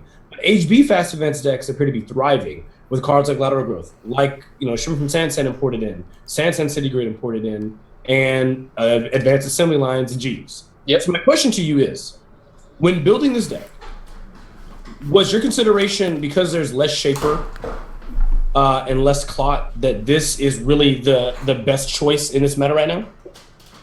Is it the best choice in the meta? I'm not quite sure about that. Like, okay. I think that for raw numbers, I think that controlling the masses is probably the best bet in terms of decks. But I think that I feel comfortable with this deck. I've been playing a lot of it. Ever since Ravana came out, I was like, I have to build a deck with lots of Ravana and lots of Jeeves and stuff like that. So I don't know if this is going to be the best deck in the meta, although I think with the new Fairchild Ice coming out, I think that it may get a big shot in the arm. Yes, and you basically just segued into my second question. So a lot of NRX now are switching to the standard Breaker Suite, which is, I guess right now, Paperclip, Yogg, and Mimic with support from Data Sucker, because Temujin is that powerful. They'd rather have that economic engine than spending the influence on the wild cakes in a lot of cases. So that being said, Fairchild 2.0 is 3 strings. When 3.0 is out in escalation, are you auto switching? I'm not sure if I'm auto switching. If you auto switch, you're probably going to still play 3 Ravana. You're probably going to want to play at least 2, maybe 3 of the new ice. I don't know if I would get rid of all of the Fairchild 2.0s. I do like Fairchild 2.0. It's really hard to click through everything. It's still a very decent tax, and it's also easier to res. It's cheaper to res, and having that flexibility of something to res early that also really hurts the face check, it's useful. So I'd probably keep maybe 1 or 2 Fairchild 2s in the deck, and maybe swap out a Turing and a Fairchild for some Fairchild 3s. Nice. Thank you for answering that. Sorry, I skipped out for a minute. My bladder couldn't hang on any longer. No. Well, I just really wanted. I mean, to me, I feel like for people that are listening and people that may listen later, there's been a lot of discussion. I know that when I discuss locally and with with Jameson or from the guys at TWA, we talk all the time about Fairchild 1, 2, and 3, about what's the right ratio when you're building a deck? What's the ratio for those cards? Exclamation point ratios. What's the ratio for those that you're going to play? Can you play all three? Do you only play 2 and 3.0? So I just wanted to get your, as a good player, I wanted to get your insight also, as far as what you think that ratio should be when you're looking at even in this Fast Events deck, what you'd rather play. Yeah, I mean, I don't know about the ratios for Fairchild 1. I think that I'm a little bit down on Fairchild 1. It was exciting when it came out. Oh, it's a new HP pup and all that. But I'm not sure, except in very specialized decks, maybe in the new HB ID that's coming out later in the cycle. I don't know how much play it's going to be seeing other than maybe that deck. Okay, good. Greg, do you have any other questions about his HB deck? I don't think so. And Jonas, was there anything else you wanted to point out about your HP deck? Maybe shout out to people that may have assisted you or play tested with you, or just ideas you wanted to include, but in the end they didn't make the cut. Maybe. I don't know. I've toyed with a bunch of other things when creating the deck that kind of fell by the wayside. Like I know that a lot of people are on vanilla right now. Vanilla is a very good early cost ice. It's a gear check. And I definitely have played it in certain iterations. I just, I didn't like it in this iteration. It doesn't have late game stopping power. So if you're trying to guard against multiple repeated runs, medium dick, stuff like that, it's not going to help you late. So I like more Bioroid package more than the gear checky package. All right. The other ice I was considering was actually it's Mother Goddess. Mother Goddess is a very strange card in that, I mean, AI solves it fine, Faust solves it fine, but everybody is playing regular Breaker, Temujin Wizard, and stuff like that. And so if you're playing that on a remote, they have to find some other way to deal with it. They have to find other servers to pressure. And I just kind of enjoy the fact that it is a Bioroid, so that Ravana can copy the Mother Goddess subroutine if you're in a pinch. Oh, neat. Okay, cool. I like that. Yeah, that makes sense. Yeah. All right, so let's talk about the nuts draw that you got in your runner game. Yeah. Yeah. So you open up with a Nexus, a modded, and a Magnum Opus, and a Clot. Jeez. We assume you drew your first 2 clicks. We assumed that you were planning to modded something out and you just wanted to draw first to see what happens. Is that kind of what happened? It seemed like you drew into 2 sure gambles, so it was like it went from great to greater pretty quickly. No, I was definitely looking for more econ early. The key cards when you're playing Nexus Gate versus controlling the masses. Obviously, you want Magnum Opus first and foremost. That's the biggest card that you want in your starting hand. Is Magnum Opus. After that, having a spare self-modifying code or something like that, it's great for fetching Parisia. All the time, controlling the masses is going to shove down political assets turn 1 and turn 2. And they're going to think you're going to have no way to deal with it. And as a shaper, generally you don't. So the sooner you can get Parisia online and getting recurring credits to trash those things, the better. And the other really big thing that you want is Rabbit Hole, obviously. If you've got a copy of Rabbit Hole, that's basically all the breakers you really need for fighting CTM. It'll shut down resistors, it'll shut down archangels, it'll shut down turnpikes, all that. And not only that, it'll just make it trivial to be able to dodge tags when you're trashing assets. Okay. Yeah, and I think your next turn you drew an SMC with your first click, so it was kind of like. Right, I was very happy to see that. Yeah, did you use that to get the Parisia, or did you draw into the Parisia? Okay, yeah. So that was definitely solid. I feel like, there was a feeling that we were like, okay, this is going to be a tough one for Dien, but Dien actually had a pretty good draw too. He, both of you had good starting hands, so it was definitely the kind of match that we want to see. Is two good starting hands, nobody falls behind right at the beginning. But just it kind of the way the game unfolded. I think we felt like there came a point in the game where we just thought you needed a clone chip and the game was over. That's almost exactly what I was digging for. It's just finding that clone chip.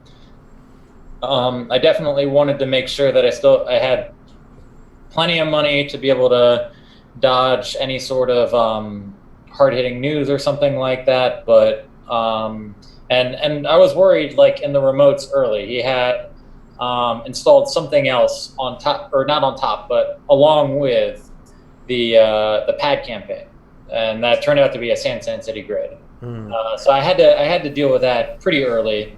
You don't want to invite plays where he installs breaking news on that, and then breaking news is into closed accounts or into even worse, all-seeing eye or exchange of information if I had global food or something like that.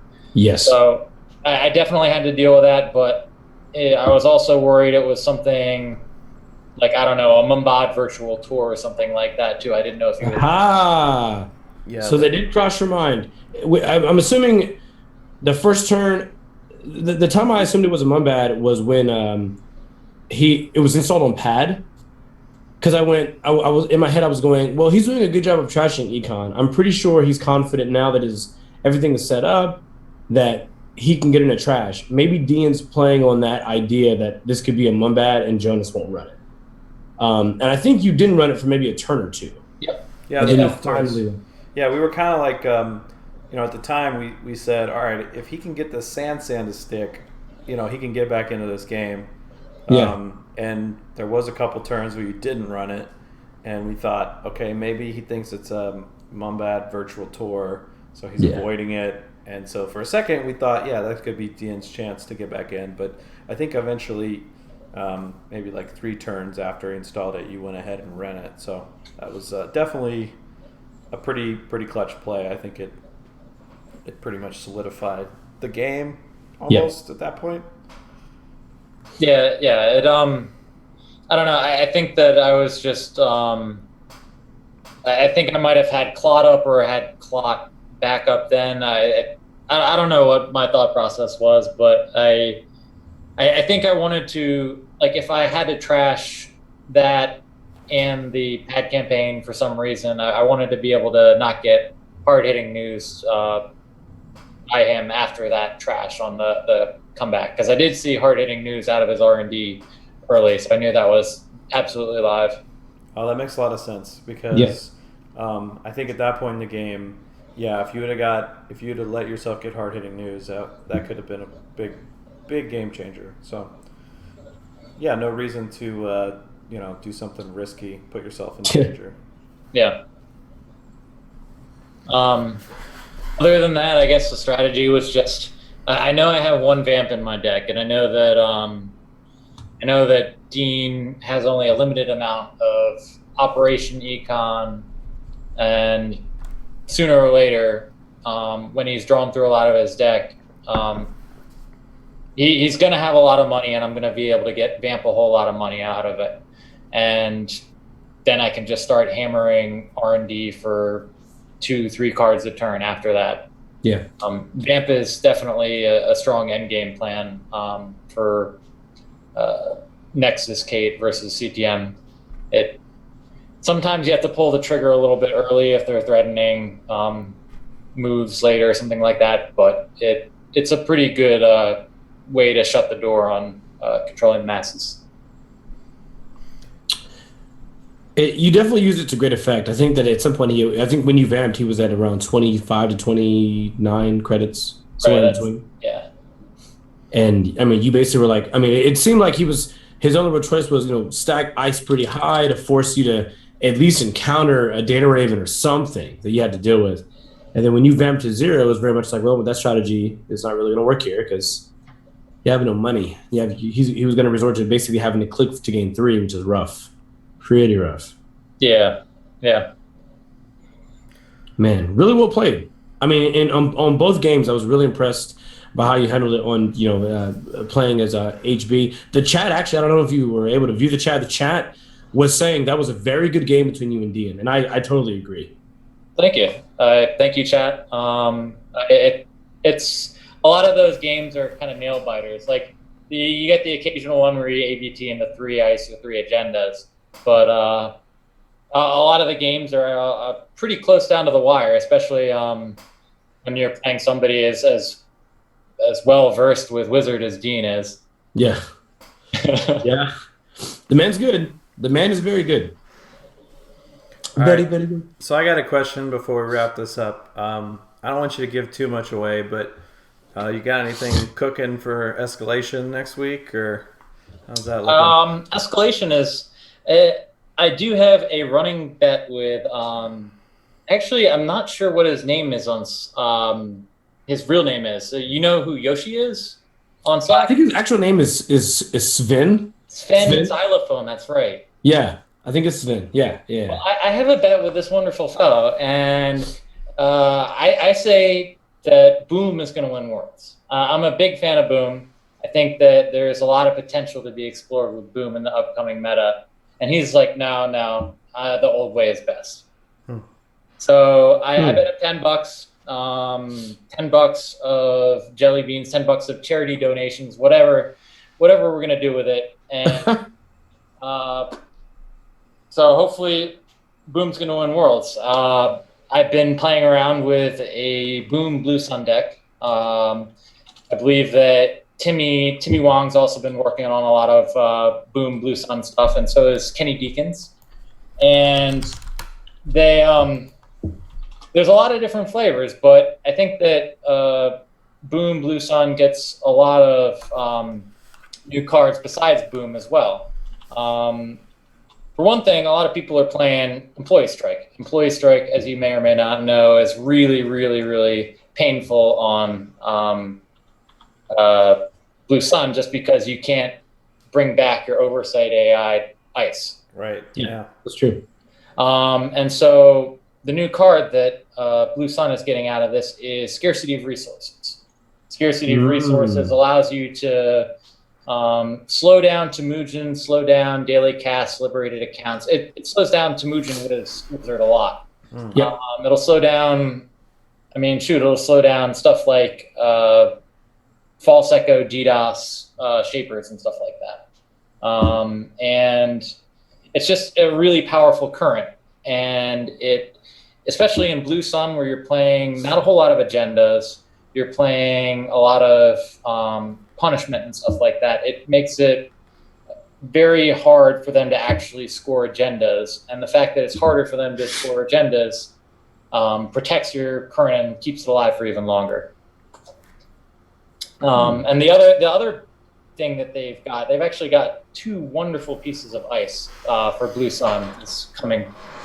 They've got DNA Tracker. DNA Tracker is absolutely wonderful as a face check protection. You res it. It costs a lot to. It costs a heck of a lot to break. And if they don't have, I guess, like a David, if they don't have a lot of suckers on Yogg or anything like that, it's going to be really painful for them to deal with.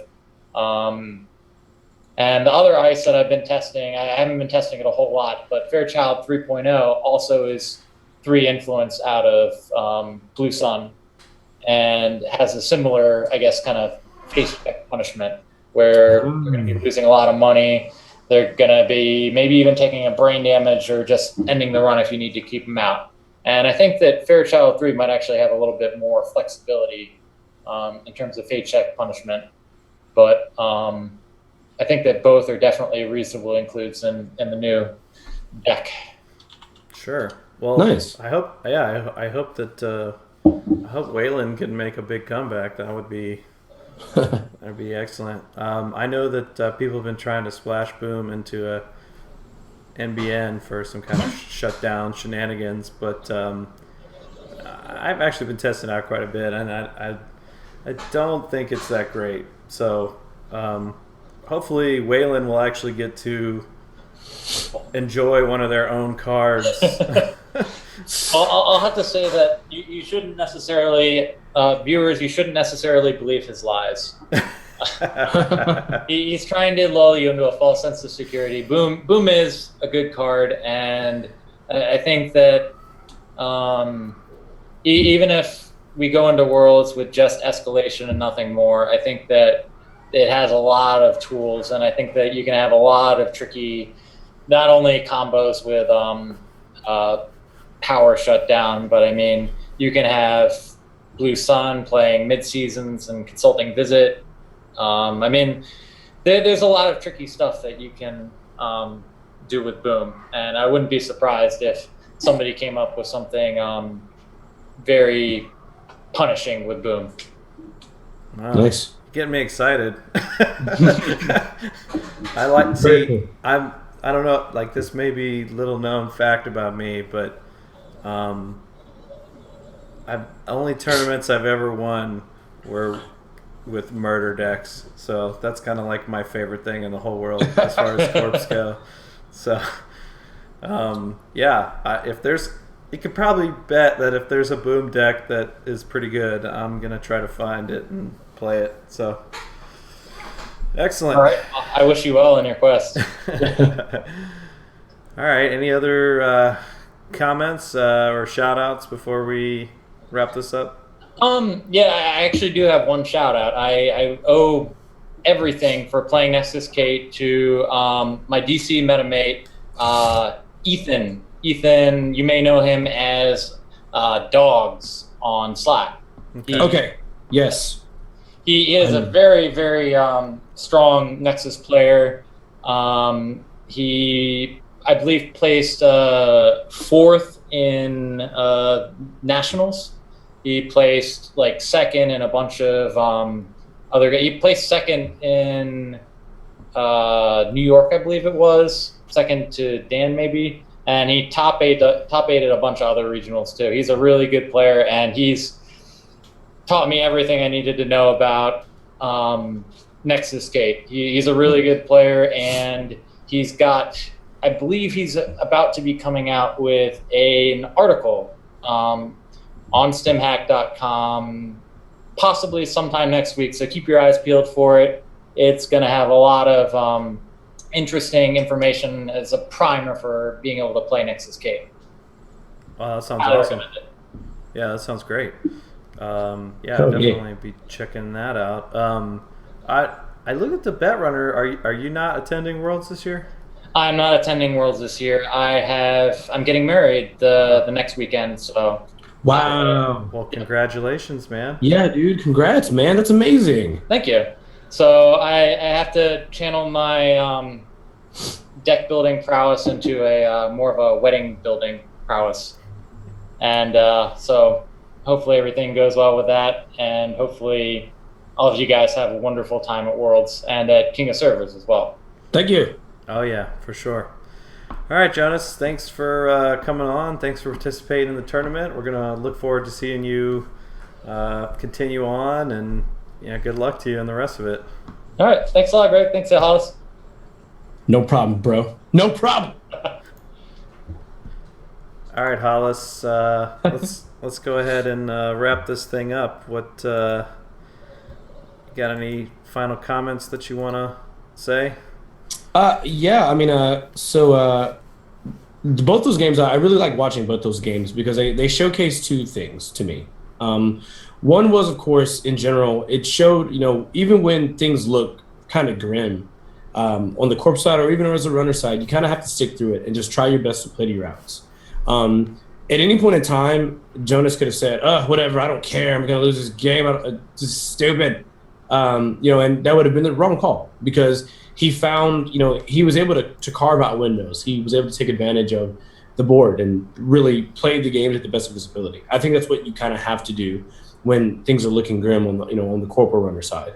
But we also saw an example in this match about how the deck you bring to counter the meta or to play against the meta can be hugely advantageous. In this particular instance, Jonas being prepared to handle a lot of CTM and tag storm matchups meant that in a field where I think maybe even 60 to 70% of this field for this week may have been a tag variant, like a tag storm variant of some kind. He was really well placed. His opponent, matched that, fit that archetype. And so he had this really big advantage versus that deck archetype. Whereas if he had played maybe Wizard or played Val, he still could have done a pretty good job, but maybe it would have been a little weaker than what he would have wanted, or he would have had the same advantages. So that's a really big deal. Every card inclusion, every deck you bring to a big tournament like this, it's a careful consideration when you're trying to determine how you want to win this thing. Reading the meta is a big part of it, and you will note, yes, a lot of great players will tell you sometimes you can have sometimes you may not even need to be the best player in the room. You just got to have the right tools, and sometimes you have the right tools. Sometimes you don't, and sometimes you can have all the right tools, but I mean, if you made a bad meta call, them's the breaks. That is it. So I don't know. I thought it was really good. I like games where I learn a lesson or learn knowledge from watching people play, and to me, that was definitely one of them. Both those games were excellent. Yeah, I 100% agree with everything you just said. I do think that a lot of NBN players right now are banking on the lack of Shaper. Yeah. They're just sort of teching their decks for mostly Anarch, but also for Criminal, with some of the code gates like Archangel and Toll Booth, which are going to give Criminal problems. And I think a lot of people are, sort of just thinking that people aren't going to play Shaper right now, which, as we can look at the decks that were this first week, there was only, I think there was 3 Shapers. So that's actually, 3 out of 16. I mean, I guess that's not too many, but yeah, it's still viable. And right. I think it's great that we're in a meta right now that is, it may not be balanced on the corp runner side. I think that runner is probably a little strong right now, but as far as the factions that you can play, the different decks that you can build, there's just a lot of options right now, and I am just like super stoked for next week to see what Escalation does. I don't know if people are gonna just bring all new decks, or if they're going to just slot a couple new cards in here and there, but yeah, it's going to be really exciting. And thank you so much for doing this with me. Like, it went really well. Like, I had a great time. Those are good games. So I'm gonna have you back soon if you'll come back. I'm in. I always feel like I very often don't get the opportunity to say thank you very much, even though I know I sound like a broken record. The truth is that, like, I very much admire I said this before, I very much admire anyone who's willing to put their voice or their face on the internet to be judged by a group of people that they don't really know, that might be rude AF behind their back. Like, that's just the truth. Like, you are basically, I mean, you are doing something that you enjoy, and you're putting it online for people to ingest and also enjoy. And they could be the worst kinds of people, but you do it because you like to, because you want to provide this to them. So I have a lot of respect for people who do stuff like that. And in general, and on top of that, I just really appreciate you asking me to be a part of this. This was awesome. I really like, I already like doing commentary, and I really like being able to talk to and have someone to bounce the conversation with back and forth about these great players that we enjoy watching. So thank you so much, Greg, for having me on. This was really awesome. Thank you.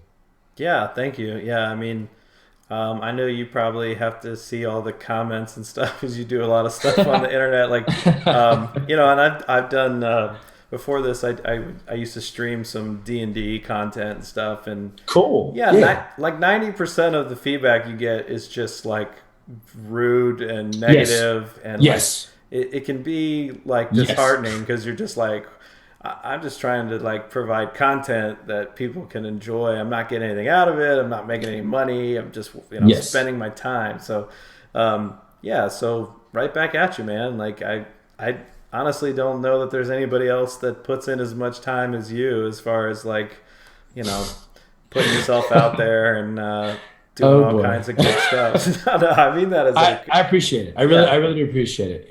Everything, all of it is a labor of love, and I've made a lot of fantastic friends.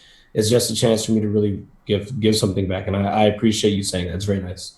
Thank you, Greg. Yeah. Thanks, bro. Go ahead and plug. Go ahead and do your plugs if you got some plugs that you want to throw down. Yeah, I did not. I'm really bad at like delivering them all, but I'll try my best. So I am on the StemHack Slack. I am in there as ANR Hollis. I am also on Facebook. You know my name, Hollis Echo. The groups I'm a part of. I am a part of a videocast series called ANR Bad Publicity, where myself, Chris Jameson, and Corey Hockman discuss a wide range of details, whether it comes to original deck design, to competitive strategies, to specifics on like card art. Sometimes, I mean, we go nuts.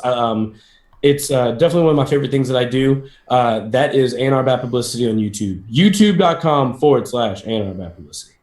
And in addition to that, I'm also a member of The Winning Agenda, where I get to talk every week with former host Brian Holland, along with my partners in crime, Jesse Marshall and Wolfie Hoyt. And we discuss more along the lines of the competitive aspect of the game and ways to improve.